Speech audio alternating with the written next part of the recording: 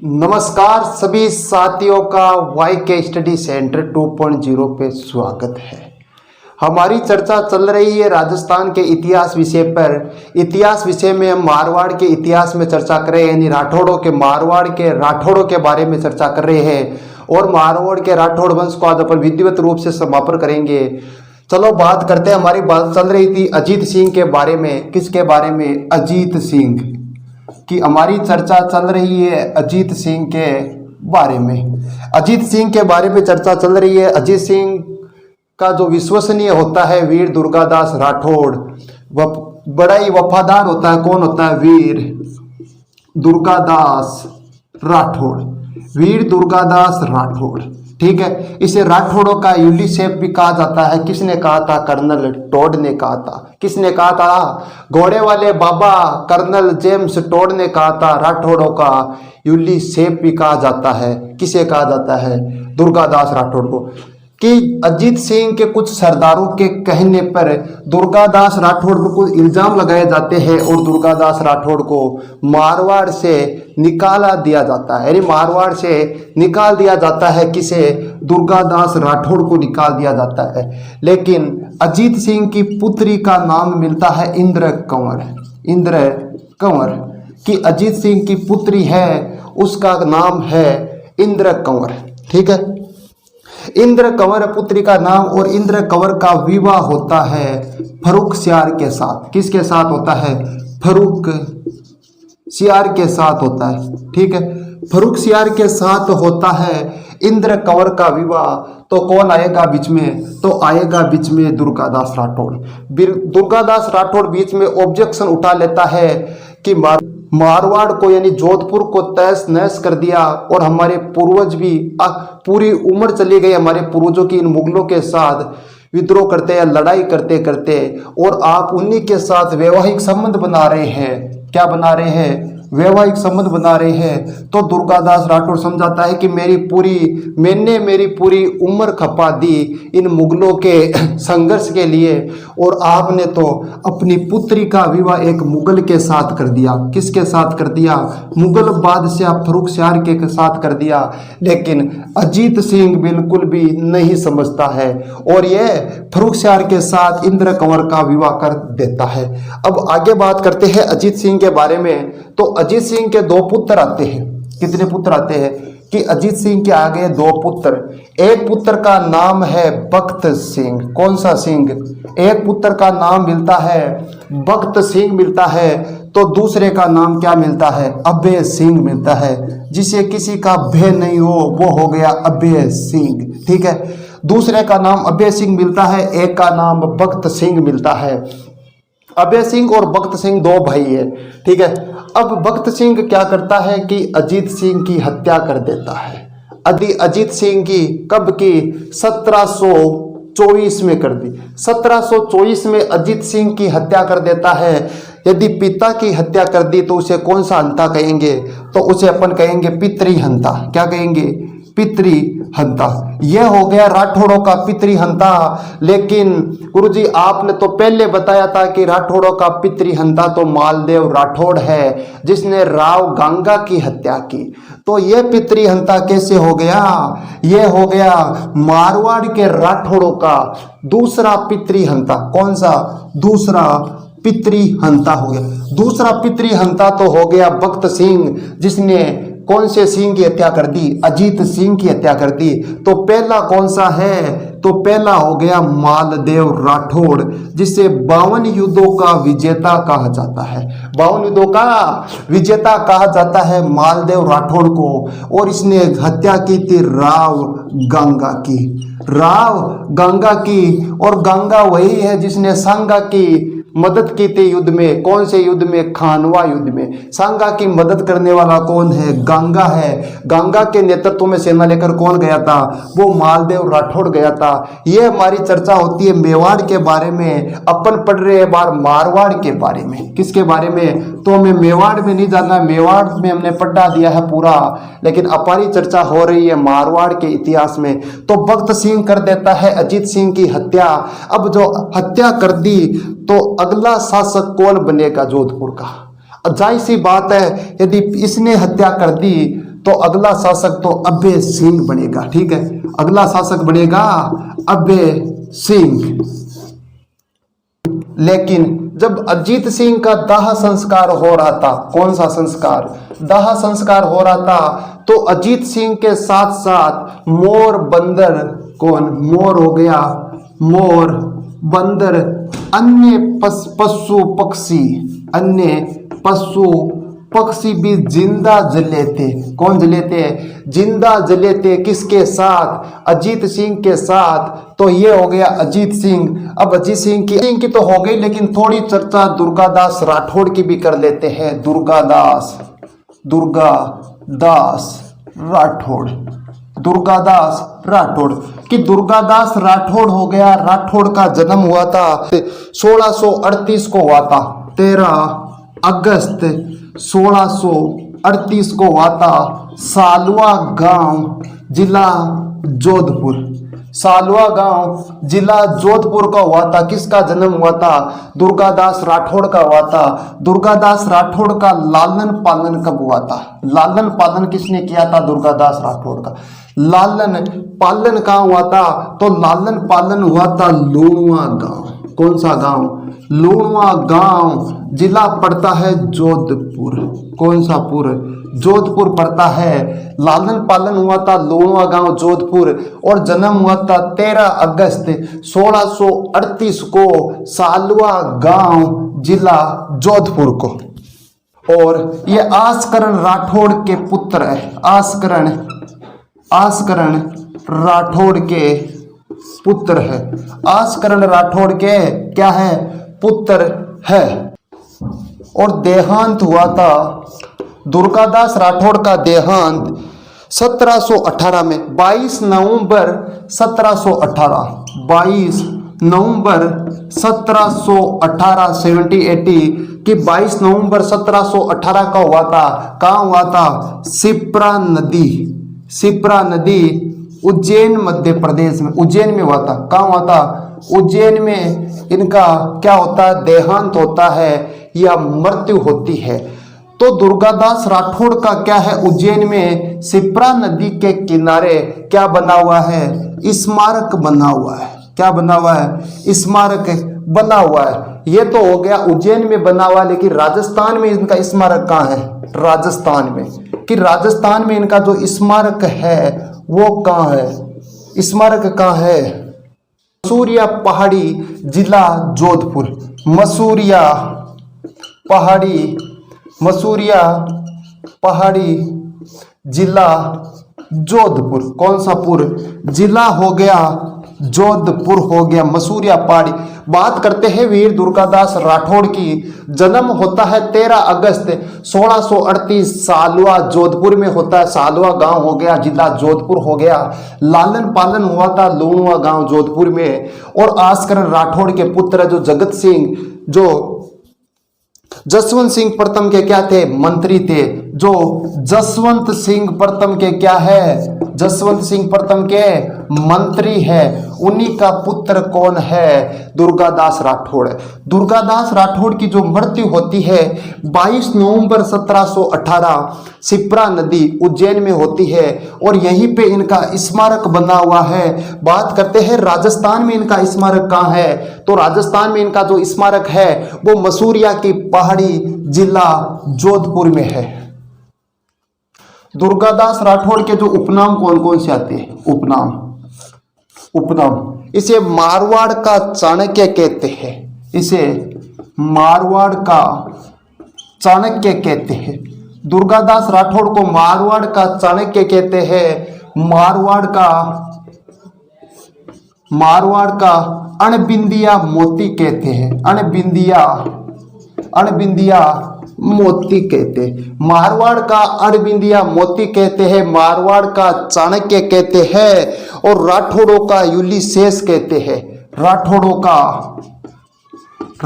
का यूलिसेस कहते हैं, यूलिसेस कहते हैं, राठौड़ों का यूलिसेस कहते हैं। ये किसने कहा था, तो ये तो घोड़े वाले बाबा ने कहा था, घोड़े वाला बाबा। किसने कहा था, ये तो घोड़े वाले बाबा कर्नल जेम्स टोड ने कहा था, कर्नल टोड ने कहा था, किसने कहा? कर्नल टोड ने कहा था। अब अगला शासक आ गया अभय सिंह। अभय सिंह आ गया। अभय सिंह के समय की एक महत्वपूर्ण घटना आती है और घटना का नाम है खेजड़ली घटना। कौन सी घटना? खेजड़ली घटना। ठीक है, अभय सिंह के समय की खेजड़ली घटना है। और ये घटना कब हुई थी? तो ये घटना हुई थी 28 अगस्त 1730 को। कब हुई थी? तो ये हुई थी 28 अगस्त 1730 को। 28 अगस्त 1730 को हुई थी खेजड़ली घटना। भाद्रपद शुक्ल दशमी को हुई थी। कब हुई थी? भाद्रपद शुक्ल दशमी। भाद्रपद शुक्ल दशमी को यह घटना हुई थी। कौन सी घटना हुई थी? खेजड़ली घटना हुई थी, 28 अगस्त को हुई थी। घटना में क्या होता है कि अभय सिंह के मंत्री का नाम है गिरधारी। क्या नाम है? अभय सिंह के जो वन मंत्री है उनका नाम है गिरधारी दास। ठीक है, अभय सिंह के जो वन मंत्री है उनका नाम गिरधारी दास है। अभय सिंह ने कहा कि जाओ गिरधारी और महल के कुछ दरवाजे बनाने, खिड़कियां बनाने, उनके लिए कुछ लकड़ी की व्यवस्था करो। तो ये आता है कौन से जगह? तो ये आ गया खेजड़ली गांव। कौन सा गांव? खेजड़ली गांव आता है। खेजड़ली गांव में आता है और पेड़ पौधों को काटना शुरू कर देता है। क्या कर देता है? कि पेड़ पौधों को काटना इसने शुरू किया। तो अमृता देवी आती है। तो अमृता देवी बिश्नोई और इनके पति का नाम है रामोजी बिश्नोई। अमृता देवी और रामोजी बिश्नोई के नेतृत्व में लोगों द्वारा इनको रोका गया, लेकिन ये बिल्कुल भी निर्दय दिखाते हुए इनको बिल्कुल भी नहीं रुका और पौधों को काटता रहा। मना किया बहुत, लेकिन अगर बात करें कि बिश्नोई समाज के लोग पेड़ों से इतना प्रेम क्यों करते हैं, तो इनके जो आते हैं गुरु का नाम है जाम्बोजी। गुरु का नाम क्या है? जाम्बोजी है। और जाम्बोजी ने तो 700 साल पहले ही बता दिया था कि उस समय तो पेड़ पौधों की कोई कमी नहीं थी, पर्यावरण एकदम शुद्ध था। फिर भी इन्होंने पहले ही चर्चा कर दी कि आने वाले समय में पेड़ पौधों की संख्या कम होगी और जो ऑक्सीजन लेवल होगा, जो शुद्ध वातावरण होगा, वो बिल्कुल नहीं रहेगा। तो इन्होंने कहा कि यदि एक सर के बदले यदि एक पेड़ भी बच जाए तो सस्ता सौदा जो है वो सस्ता समझना कि एक भी इंसान की यदि अपनी गर्दन कटा दे और गर्दन की जगह यदि एक पौधे को बचा ले या पेड़ को बचा ले तो ये सौदा सस्ता समझना। ये किसने कहा था? तो ये जाम्बोजी गुरुजी ने कहा था। किसने कहा था? गुरुजी जाम्बोजी ने कहा था। तो इसी के चलते वाले अमृता देवी बिश्नोई और रामोजी के नेतृत्व में 363 लोग, कितने लोग? 363 लोग में जो मेल आते हैं यानी पुरुष आते हैं, पुरुष लगभग थे 294 थे और जो बाकी की है वो थी महिलाएं। कितनी थी? बाकी के जो आते हैं वो महिलाएं आती है। बाकी कितने हो गए? बाकी हो गए 69। कितने हो गए? 69 हो गई महिलाएं, फीमेल की महिलाएं हो गई 69 और 294 पुरुष हो गए। और इन्होंने पौधों के चिपक कर, पेड़ पौधों के चिपक कर अपने प्राण दे दिए और इसने निर्दयनीय दिखाते हुए इन लोगों को जिंदा काट दिया। किसने काट दिया? गिरधारी दास ने लोगों को जिंदा काट दिया। ये हो गया खेजड़ली घटना। कौन सा घटना? खेजड़ली घटना हो गया। और अमृता देवी बिश्नोई के इसी के नाम पर एक पुरस्कार भी दिया जाता है। अमृता देवी बिश्नोई के नाम पर एक पुरस्कार भी दिया जाता है, अमृता देवी पुरस्कार दिया जाता है। जो पहले प्राप्त करने वाला व्यक्ति का नाम क्या है? कि ये पुरस्कार सबसे पहले किसे प्राप्त हुआ था? तो उसका नाम है गंगाराम। क्या नाम है? गंगाराम को सबसे पहले अमृता देवी जो पुरस्कार मिला है वो प्राप्त करने वाला कौन सा राम है? तो वो है गंगाराम। ठीक है, ये हो गई अमृता देवी बिश्नोई। अब जो अभय सिंह हो गया, अभय सिंह के बाद में इसका जो पुत्र आता है अगला शासक, उसका नाम है राम सिंह। अभय सिंह के बाद में जो अगला शासक आएगा वो आएगा राम सिंह। और राम सिंह का जो शासनकाल रहता है वो 1749 से 1751 रहता है। 1749 से 1751 इसका शासनकाल रहता है। लेकिन राम सिंह क्या होता है, राम सिंह के जस्ट ही आ जाता है भगत सिंह। कौन सा सिंह? भगत सिंह है अभय सिंह का भाई। भगत सिंह इसे हटाता है और स्वयं गद्दी पे बैठ जाता है। क्या बैठ जाता है? गद्दी पे स्वयं बैठ जाता है। कब बैठ जाता है? ये बैठ जाता है 1751 से 1752 तक। 1751 से 1752 तक जो अगला शासक है वो भगत सिंह रहेगा। भगत सिंह के बाद में इसका जो पुत्र आता है उसका नाम कौन सा सिंह है? तो उस पुत्र का नाम है विजय सिंह। क्या नाम है? विजय सिंह है। यदि विजय सिंह शासक बनेगा तो क्या राम सिंह को जलन होगी कि नहीं होगी? राम सिंह को जरूर होगी कि राम सिंह खुद शासक बनना चाहता है लेकिन विजय सिंह बन रहा है, तो राम सिंह और इन दोनों के बीच में क्या होगा? इन दोनों के बीच में विवाद होगा। क्या होगा? इन दोनों के बीच में विवाद होगा। जो अगला शासक आ गया अब वो आ गया विजय सिंह।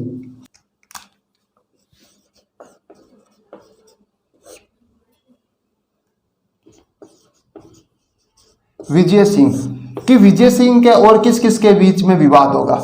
विजय सिंह और राम सिंह के बीच में विवाद होगा, तो लिख लेते हैं राम सिंह। विजय सिंह और राम सिंह के बीच में विवाद होगा और राम सिंह किसे बुलाएगा? राम सिंह बुलाएगा मराठाओं को कि मराठा पैसों के बदले काम करते हैं, कि जिसने पैसे दिए उसी के लिए काम कौन करेंगे? मराठा करेंगे। तो ये हो गया विजय सिंह, ये हो गए मराठा। विजय सिंह क्या करता है कि जोधपुर को छोड़कर नागौर आ जाता है।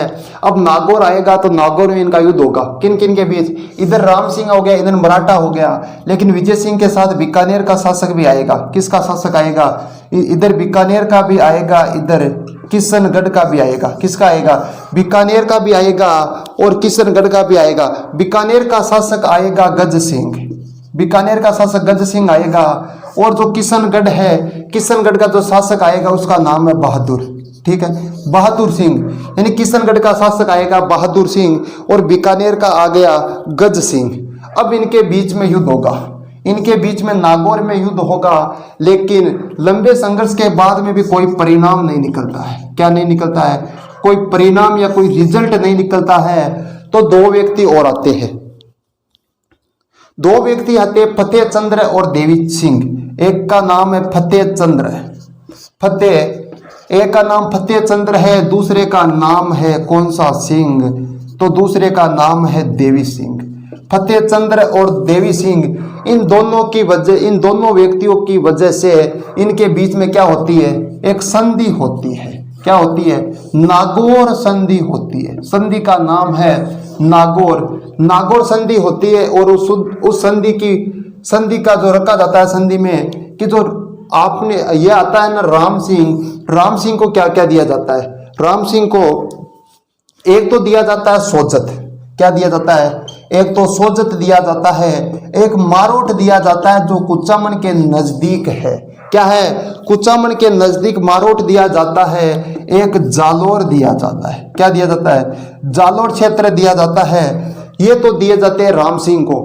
और जोधपुर का जो शासक घोषित हो जाता है वो हो जाता है कौन सा सिंह? विजय सिंह हो जाता है। जोधपुर का शासक विजय सिंह घोषित हो जाता है, लेकिन राम सिंह ने किसे आमंत्रित कर रखा था? मराठाओं को। मराठा पैसे लेंगे कि नहीं लेंगे?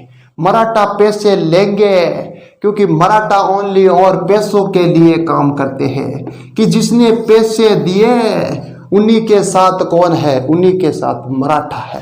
तो मराठा कहेंगे चलो तुम्हें भी मिल गई, तुम्हें सोजत मिल गई, मारोट मिल गई, जालोर मिल गई। और मारोट पड़ता है कुचामन में, तो कुचामन दुर्ग में भी जाके घूम लेगा।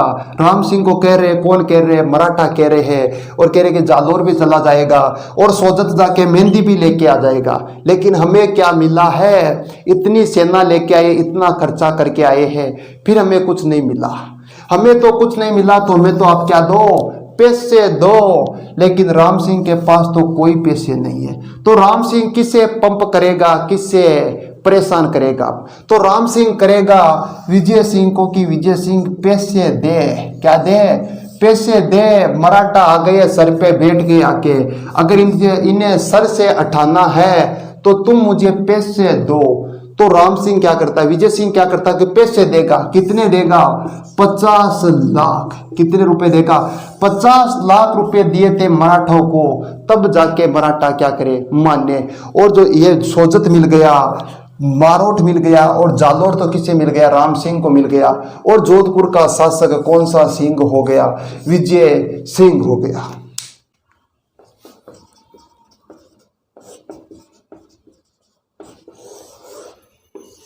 विजय सिंह क्या करता है कि नाथ द्वारा जाता है, कहां जाता है, नाथ द्वारा, और नाथ द्वारा पड़ता है कौन से संबंध में, तो यह पड़ता है राजसमंद में। नाथ द्वारा पड़ता है राजसमंद में, और नाथ द्वारा जाकर कौन सा धर्म अपनाया, वैष्णव धर्म को अपनाता है। कौन से धर्म को अपनाता है, वैष्णव धर्म को। कौन सा सिंह अपना रहा है, तो विजय सिंह अपना रहा है। यदि वैष्णव धर्म को अपनाएगा तो मांस, क्या मांस हो गया, मदिरा हो गया, इन पर क्या लगाएगा, ये इन पर पूर्णतः प्रतिबंध लगाएगा। क्या लगाएगा, रोक लगाएगा या प्रतिबंधित कर देगा मांस और मदिरा को। और क्या करेगा, विजय सिंह बादशाह की, मुगल बादशाह की अनुमति से, कि मुगल बादशाह की अनुमति से क्या खोलेगा, टकसाल खोलेगा। क्या खोलेगा, टकसाल खोलेगा, कि मुगल बादशाह की अनुमति से टकसाल खोलेगा, और अपने खुद के नाम पर ही कौन से सिक्के चलाएगा, तो विजयशाही सिक्के चलाएगा। विजयशाही सिक्के चलाए थे इसने। विजयशाही सिक्के कौन सा सिंह चला रहा है, वो चला रहा है विजय सिंह। और विजय सिंह की एक पासवान मिलती है। विजय सिंह की पासवान का नाम है कौन सी, राय, तो उसका नाम है गुलाब राय। क्या नाम है, गुलाब राय नाम है पासवान का नाम।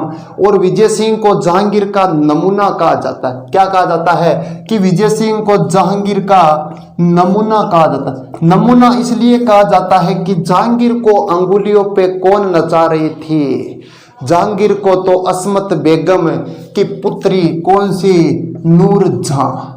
कौन सी जहां, नूरजहां अंगुलियों पे नचा रही थी, इसीलिए तो कहा गया पासवान का नाम है गुलाब राय। कौन सी राय है, कि इसकी पासवान का नाम कौन सा है, गुलाब राय है। प्रकार नूरजहां जहांगीर को अंगुलियों पे नचा रही, तो कहने का मतलब यह है कि सरदारों को भी परेशान कौन कर रही थी, तो नूरजहां कर रही थी, कि उनकी बेइज्जती करना, उनको भला बुरा कहने का काम जो कर रही थी वो नूरजहां कर रही थी। इसी प्रकार जो जोधपुर का शासक विजय सिंह है, तो विजय सिंह की पासवान का नाम कौन सी राय है, तो उसका नाम गुलाब राय। गुलाब राय भी अंगुलियों पे नचा रही थी, सरदारों को परेशान कर रही थी। इसी कारण विजय सिंह को जहांगीर का क्या कहा जाता है, नमूना कहा जाता है। अब आता है विजय सिंह, कि विजय सिंह के समकालीन जयपुर का शासक कौन है, कि विजय सिंह के समकालीन, ये पड़ गया जयपुर, तो जयपुर का शासक कौन है, जयपुर का शासक हो गया प्रताप सिंह, सवाई प्रताप सिंह हो गया।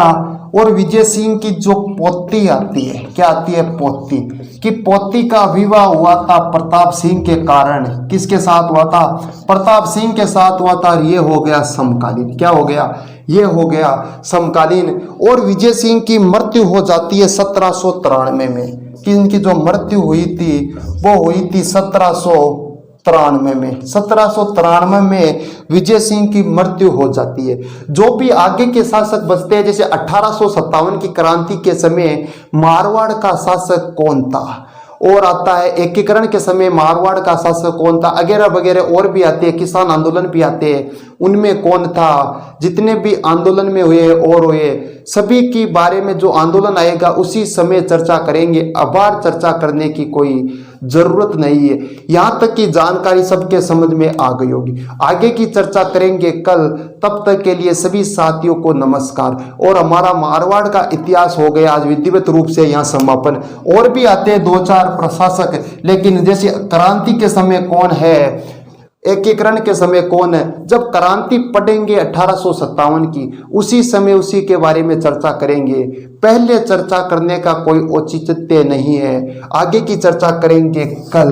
तब तक के लिए सभी साथियों को नमस्कार, जय हिंद।